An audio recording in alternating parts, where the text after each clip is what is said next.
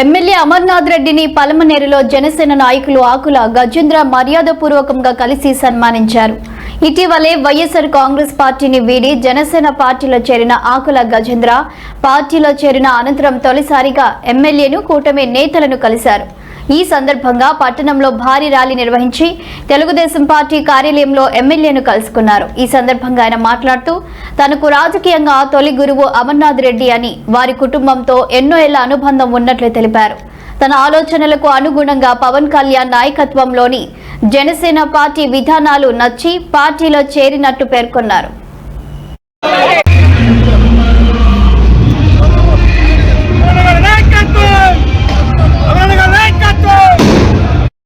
రమ్మని చెప్పినారు. దానివల్ల ఈరోజు పలమనేరు కాదు, చిత్తూరు నుంచి పూతలపట్టు నుంచి నాకు స్వాగతం పలుకుతున్నారంటే మీ అందరికి, ప్రజలందరికీ నేను జీవితాంతం రుణపడి ఉంటాననేసి కూడా సగౌరవంగా తెలుపుకుంటూ, అదేవిధంగా చాలామంది చాలా చెప్పేవాళ్ళు పలమనేరు నియోజకవర్గంలో మాకు పెద్ద తలకాయ లేదు, పెద్ద తలకాయ నువ్వు రావాలని చెప్పి కొన్ని వేల మంది, లక్ష మంది నన్ను ఫోన్లు చేయడం జరిగింది. ఈరోజు మీ జనసేన పార్టీలో ఉండే ప్రతి ఒక్కరికి నేను ఒక నాయకుడిగా కాకుండా మీ ఇంట్లో కుటుంబ సభ్యుడిగా మీ అందరికీ మాటిస్తా ఉన్నా.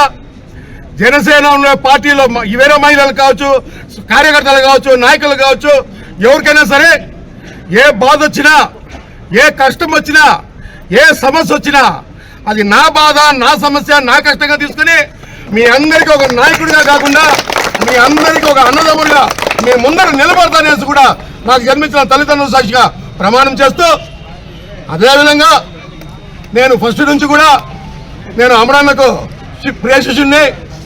నాకు రాజకీయం నేర్పించిందే అమరన్న, వాళ్ళ తండ్రి గారు కీర్తిశేషులు రామకృష్ణారెడ్డి గారు అనేసి కూడా ఈ సందర్భంగా మీ అందరికీ నేను చెప్పవలసిన బాధ్యత నాకుంది.